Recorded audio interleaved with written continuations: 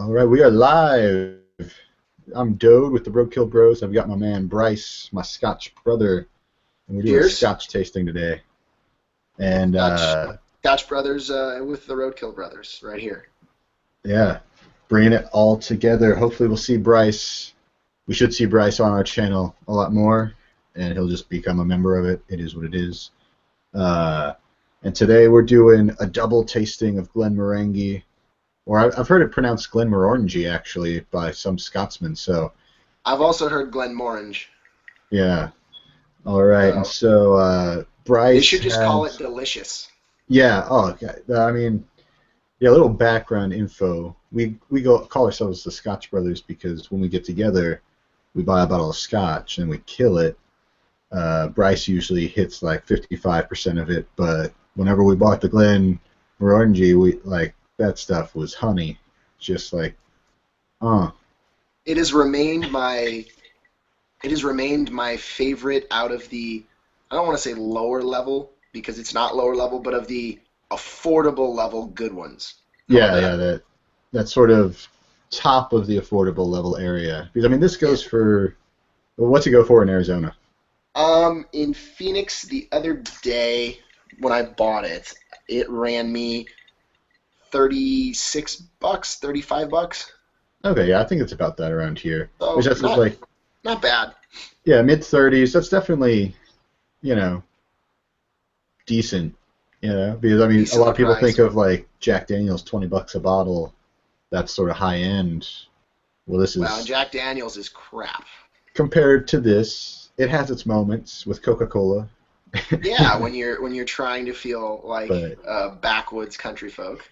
just straight, or with a little ice. I But was gonna say I don't have the official rocks cubes with me. My rubberized tray for it is no longer with me. It died on the move oh, that's too bad. here. But generally speaking, I have your standard 1 inch by or 1 inch and a half by inch and a half cubes.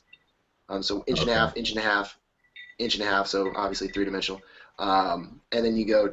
I'm a fan of the 2 cubes and then 3 fingers. 3 fingers, obviously, educating those of you that don't know, is the length of pour. So from the bottom of the glass, if you set it on the table like this, 3 fingers. So 2 cubes of the rocks and then 3 fingers of scotch in the Yeah. glass. And now Bryce is drinking from a rocks glass. I've got this. It's called a Glencairn glass. It was developed specifically for Scotch drinking, and I got it for free in a Christmas holiday pack of Glenfiddich. And Oh, so that's Glenfiddich, around Christmas. You got to go look for that kind of stuff. But I Bryce, actually, these are Chivas. rocks glasses, but yeah, Chivas is another kind. It's a very sweeter Scotch, not as harsh, if you will. Yeah. But Oh, yeah, so you want to these are give very us specific. the sniffy sniff, the breakdown of that Scotch, and I'll do.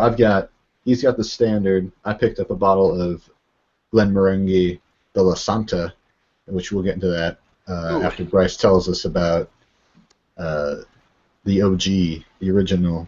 the original Glenmorangie. I love it. Well, the original bottle that I have here, and by the way, if you Google Glenmorangie right now, Dode Bryce taste test is actually number 5 if you Google it on the page. All right. By the way, we're that cool right now. But it's a standard 10-year, and I'm gonna hold it, give it real close to here, and I'm gonna go grab the bottle for you guys so you can take a peek at it. Yeah, it's definitely. It's got like a. It looks like honey in the bottle. Light Well, honey. absolutely. So that's what it looks like. Obviously, I've had a couple of rocks in it, so it's melted slightly and it's watered it down a bit. But the bottle is it's got this nice peachy color to it. But it unlike a lot of the mid to low grade as far as price Highland scotches are concerned, this is actually only a 10-year, which Yeah, it's young. yeah, it's nice and young. Most of the standard ones that you see par for course are going to be 12-year. Glenfiddich starts at a 12-year. I'm trying to think what other one started a 10-year. Glenlivet starts at a 12-year as well. Glenlivet's kind of the par for course, if you will, when it comes to the decent level scotches. But Glenmorangie is a 10-year standard. That's normal. That's what their kind of base entry level into the game scotch is going to have.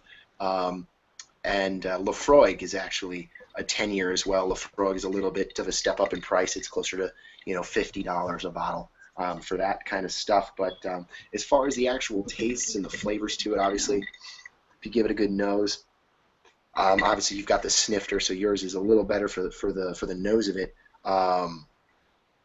But it is a Highland Scotch, meaning obviously up in the Scottish Highlands, so it's got more of the centralized flavors to it. So you're going to have a little bit more of the earthy tones as opposed to some of the more open-aired oceanic tones. However, the casks have almond nut in the casks there too. So you're going to get nice almondy back end taste to it when you get it to the back of your throat.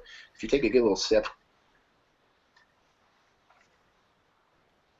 and you hold it in and you kind of keep it to the back of your taste buds, the oxygen will usually, whatever oxygen you already have in your mouth, will kind of open it up a little bit. Gives you a little the almond undertones towards the back, and it also has a nice little citrusy finish to it, almost like an orange peel, but not really. That's just part of the wood that it's aged in, and actually it's a single malt. There's a big debate among true Scotch drinkers as to single malt versus blended scotches. Most people that are single malt, baby, all the way. Exactly. Well, most people when they first get into Scotch will tell you, oh, if it's not a single malt, it's not quality, and that's not always true. There's a lot of blended Scotches that do a good job of capturing the flavor that they'd like to. And the fun thing with some blended scotches as well is as you get into the higher quality blended scotches, which again, Glenmorangie here is a single malt, but you get into some of the finer blended scotches, you can get more of a distinctive breakdown of flavors throughout your palate as you have a glass.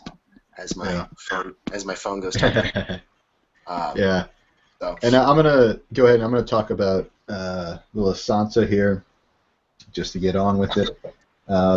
Comes in this fancy little red box. It's really pretty, and so it's something that you can sit up and display. Looks really nice.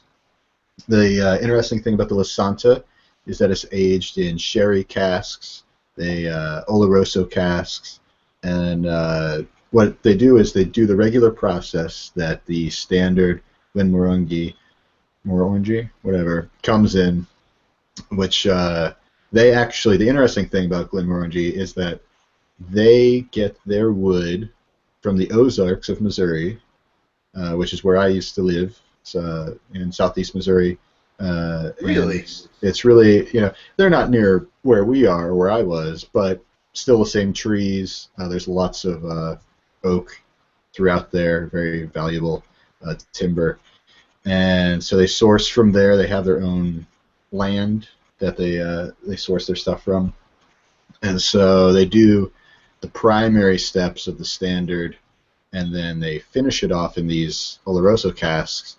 And so you get, on the nose, you get the nuttiness, but you also have this like an orange blossom kind of thing going on, which is carrying over some of that orange tones from the standard. But you can get like plum notes, just like a real rich, not quite, it's this plummy port wine, fortified wine thing that comes through, which is just directly from the casks. The Lasanta, I picked it up, just wasn't sure which one I wanted to get because it comes with the Lasanta. Then there is one that is specifically a port wine cask, and they do Sauterne casks, but that one was like $10 more. As Bryce said, the original is about $35. This Lasanta goes for, I picked this up $50, but I think it normally retails around $65 to $60. depending on where you're at, and it's really got a just it's got caramel, kind of like a really deep dark caramel, almost not quite burnt, but I mean just like right there where it's just at its richest. And then whenever you're tasting it, you get that orange, get a little bit of honey. The nuttiness is delicious, and it's the Oloroso cask just like it's smooth, the standard version, but the Oloroso cask it's just like buttery, super buttery, and a little bit spicy, which is interesting. And it's definitely something that I think is worth picking up if you like Scotch. You know, if you're just trying to get into drinking Scotch, you think it's something fun to do. We obviously think it's fun to do. I definitely suggest maybe trying out the $35 bottle first, see if it's your style. It's a good icebreaker into it. A lot of people, say, oh, it's too harsh. You've got too much of the bite. Not really the case with this one. Not an overly large amount of bite. It's very mellow in that regard. Chivas is another one we mentioned this evening. That one's got a little bit less of a bite to it as well. Yeah.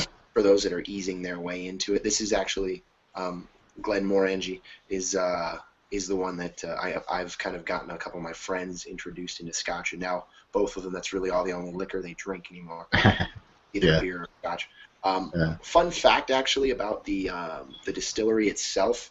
The stills that they have used are actually the tallest stills in Scotland.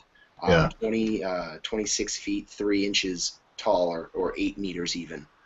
Yeah. So the spirit's super pure coming out of that. Yeah, exactly. So the largest stills in Scotland.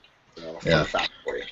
All right. Well, we're gonna leave it at that, and we've been, ran a little long, but it's been really fun. We'll be back. We're actually gonna film a sports vidcast that you'll see as well on our channel. And as always, bottoms up, everyone. Cheers, Bryce. Thanks for coming on, man. Here, here. All right. See you guys. Have a good one.